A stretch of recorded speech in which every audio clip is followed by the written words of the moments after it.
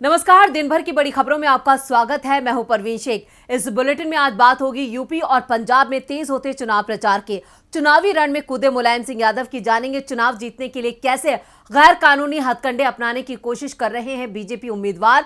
महंगाई को लेकर क्या बोले कांग्रेस सांसद राहुल गांधी। बात करेंगे हिजाब मामले में कोर्ट में हुई सुनवाई की, यूक्रेन रूस के बीच बढ़ते तनाव की, और बुलेटिन के आखिर में जानेंगे सिंगापुर की संसद में क्यों याद आए नेहरू। लेकिन तमाम बड़ी खबरों से पहले एक नजर सुर्खियों पर। मणिपुर विधानसभा चुनाव के लिए बीजेपी के राष्ट्रीय अध्यक्ष जेपी नड्डा ने जारी किया घोषणा पत्र। घोषणा पत्र में किए कई वादे, साल में 2 एलपीजी सिलेंडर फ्री, छात्राओं के लिए स्कूटी देने का दावा। लखीमपुर खीरी कांड के मुख्य आरोपी आशीष मिश्र की बड़ी मुश्किलें, आशीष मिश्र की जमानत रद्द करने के लिए सुप्रीम कोर्ट में दायर की गई याचिका। सीबीएसई आईसीएसई की 10वीं 12वीं की परीक्षा ऑफलाइन कराने का मामला सुप्रीम कोर्ट पहुंचा। 21 फरवरी को सुप्रीम कोर्ट करेगा सुनवाई। शेयर बाजार में गिरावट, 104 अंकों की गिरावट के साथ 57,892 अंक पर बंद हुआ सेंसेक्स। निफ्टी 17 अंकों की गिरावट के साथ 17,304 अंक पर हुआ बंद। सुर्खियों के बाद बात आज की सबसे बड़ी खबर की। पंजाब की सभी सीटों के साथ ही यूपी की 59 विधानसभा सीटों के लिए कल यानी शुक्रवार की शाम को चुनाव प्रचार थम जाएगा। चुनाव प्रचार के अंतिम दौर में दलों ने अपनी पूरी ताकत लगा दी है। पीएम मोदी, पूर्व पीएम मनमोहन सिंह, कांग्रेस महासचिव प्रियंका गांधी, सपा चीफ अखिलेश यादव आज चुनावी मैदान में दिखाई दिए और अपने विरोधियों पर जमकर निशाना साधा। पंजाब और यूपी में इस वक्त सियासी घमासान मचा हुआ है। महज 2 दिन बाद यूपी में तीसरे चरण में 59 विधानसभा सीटों पर और पंजाब की सभी 117 विधानसभा सीटों पर 20 फरवरी को मतदान होगा। ऐसे में सभी का फोकस पंजाब के साथ यूपी की उन सीटों पर है जहां कल शाम को प्रचार समाप्त हो रहा है। आज सपा चीफ अखिलेश यादव फिरोजाबाद पहुंचे और बीजेपी नेताओं को जवाब देने के साथ उस पर तीखे तंज भी कसे। अखिलेश यादव ने सपा की जीत का दावा करते हुए कहा कि 2 चरणों में सपा का शतक हो गया है। चौथे चरण में सपा को बहुमत मिल जाएगा। 7वें चरण में बीजेपी के बूथ पर कोई नहीं दिखेगा, इनके बूथ पर भूत नाचेंगे। अखिलेश यादव ने बीजेपी पर निशाना साधा तो अखिलेश को जवाब देने के लिए बीजेपी की ओर से पीएम मोदी खुद मैदान में उतर पड़े। पीएम ने समाजवादी पार्टी को ही परिवारवादी पार्टी बता दिया। कोरोना के टीके को लेकर भी पीएम ने अखिलेश यादव को घेरा। यूपी के सीएम योगी आदित्यनाथ ने भी सपा पर सवाल उठाते हुए उस पर माफियाओं को संरक्षण देने का आरोप लगा दिया। यूपी में मुख्य मुकाबला सपा और बीजेपी के बीच दिखाई दे रहा है। तो पंजाब में सभी दलों के निशाने पर कांग्रेस है, क्योंकि पंजाब में सरकार कांग्रेस की ही है और पार्टी पूरी मजबूती के साथ चुनाव लड़ती दिख रही है। आज कांग्रेस सांसद राहुल गांधी और प्रियंका गांधी पंजाब में ही थे तो पूर्व पीएम मनमोहन सिंह ने वीडियो संदेश जारी कर लोगों से कांग्रेस का समर्थन मांगा। प्रचार के लिए पठानकोट पहुंची प्रियंका गांधी ने पीएम मोदी और दिल्ली के सीएम अरविंद केजरीवाल की जोड़ी को छोटे मियां और बड़े मियां बताते हुए कहा कि बड़े मियां पंजाब के किसानों को आतंकवादी कहते हैं तो छोटे मियां आतंकवादियों के घर रहने को तैयार हैं। पूर्व प्रधानमंत्री मनमोहन सिंह ने मोदी सरकार की आर्थिक नीतियों पर तंज कसते हुए कहा कि उन्हें आर्थिक नीतियों की समझ ही नहीं है। मोदी सरकार के राष्ट्रवाद को मनमोहन सिंह ने फर्जी राष्ट्रवाद करार दिया है। पंजाब में तो पूरा चुनाव एक ही चरण में हो रहा है, लेकिन यूपी में 7 दौर का मतदान होना है। 2 चरण का मतदान हो चुका है और तीसरे की तैयारी है। और इस चरण के प्रचार के समाप्त होने से पहले सपा के सबसे बड़े स्टार प्रचारक मुलायम सिंह यादव भी प्रचार करने के लिए निकल पड़े हैं। मुलायम ने इस चुनाव में पहली रैली की और वो भी करहल में। तो क्या कहा मुलायम सिंह यादव ने, देखते हैं इस रिपोर्ट में। आगामी 20 फरवरी को यूपी में तीसरे चरण के लिए मतदान होना है, जिसके लिए यूपी की मुख्य विपक्षी पार्टी सपा अपनी पूरी ताकत झोंक रही है।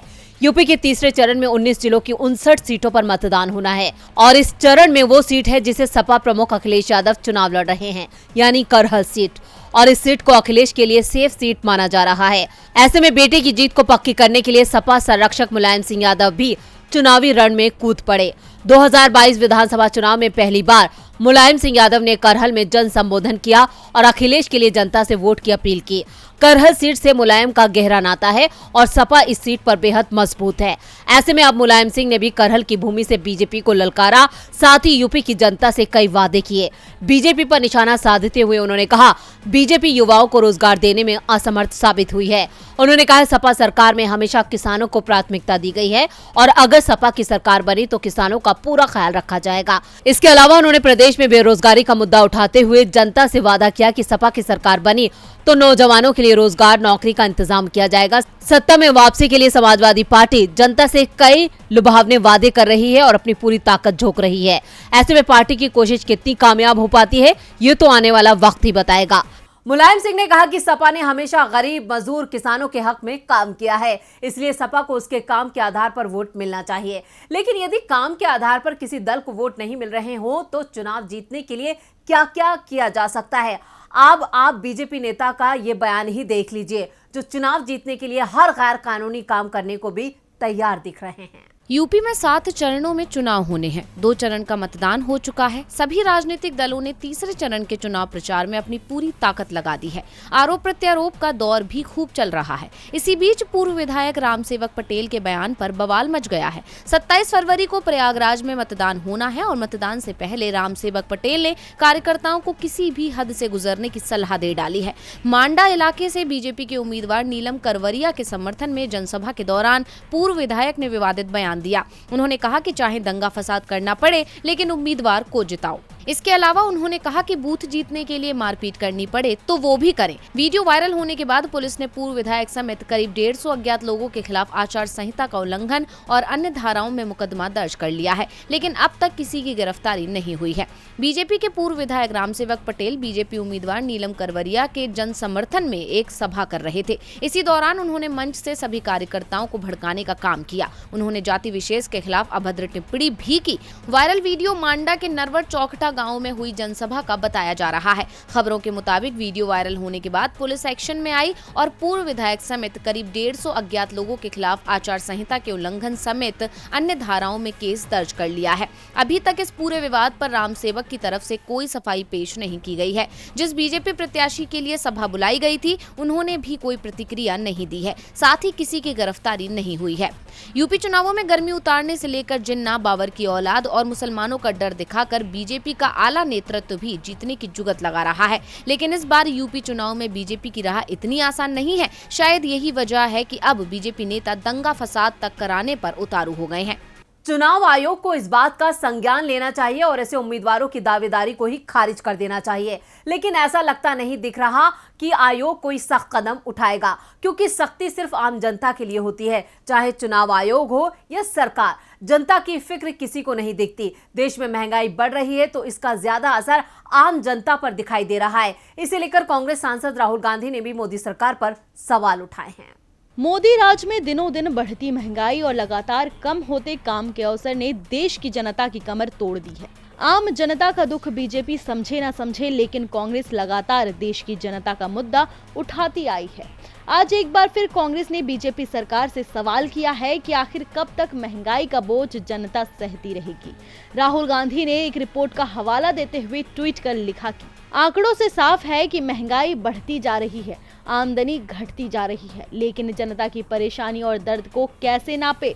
कितने परिवार सूखी रोटी खाने को मजबूर है, कितने बच्चों को स्कूल से निकाल लिया गया है, कितनी महिलाओं के गहने गिरवी रखे गए, कितनों की हंसी छीन चुकी है मोदी सरकार। रिपोर्ट से ये साफ हो गया है कि मोदी सरकार में महंगाई की मार से लोग बेहाल है।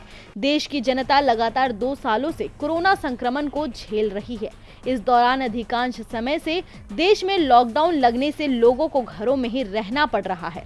ऐसे में काम धंधे बंद है और आम आदमी के रोजगार के अवसर समाप्त होने से उनके आय के स्रोत बंद हो गए हैं, जिससे आम आदमी की कमर पूरी तरह से टूट चुकी है।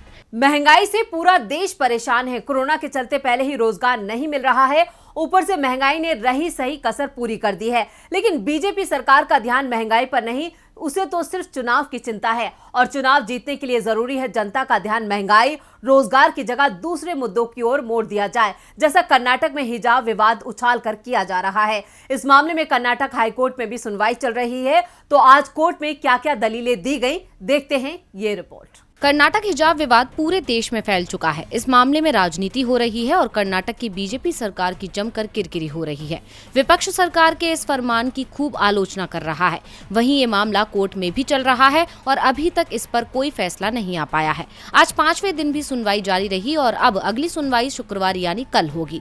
मामले में एडवोकेट जनरल ने अपना पक्ष रखने के लिए शुक्रवार तक का वक्त भी मांगा है।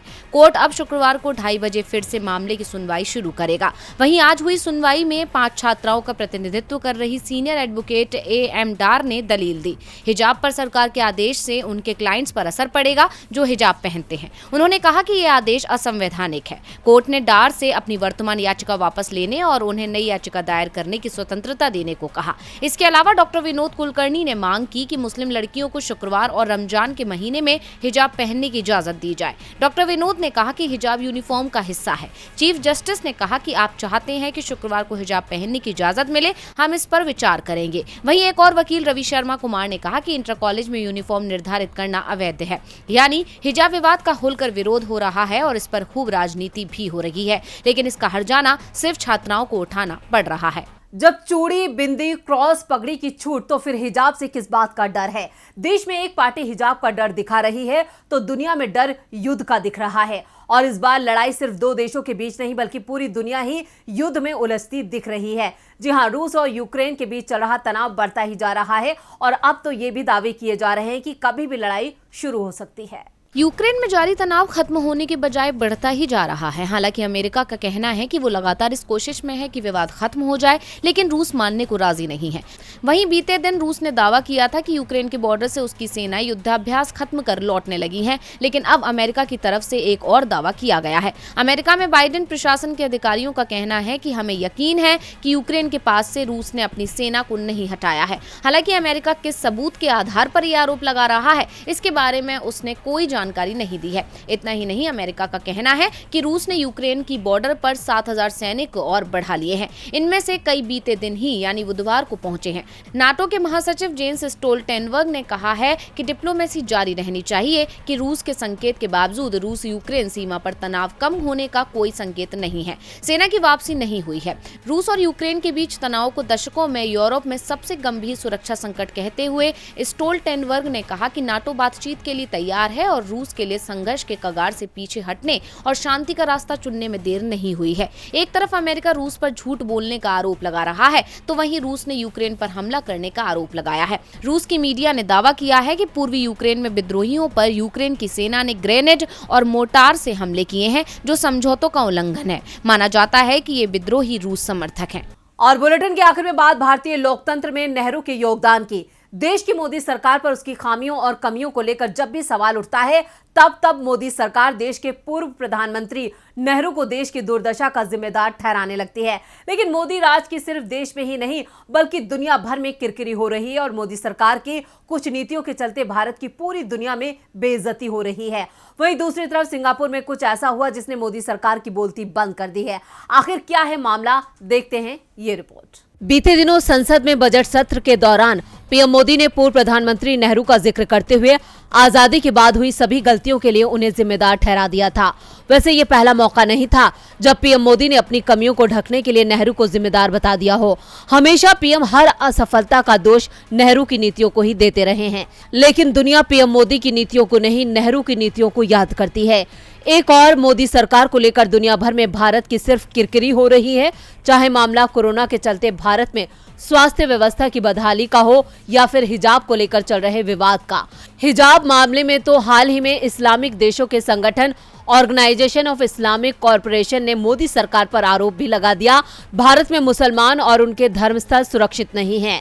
दुनिया में देश की बदनामी हो रही है, लेकिन दूसरी ओर नेहरू की तारीफें भी सुनाई दे रही हैं।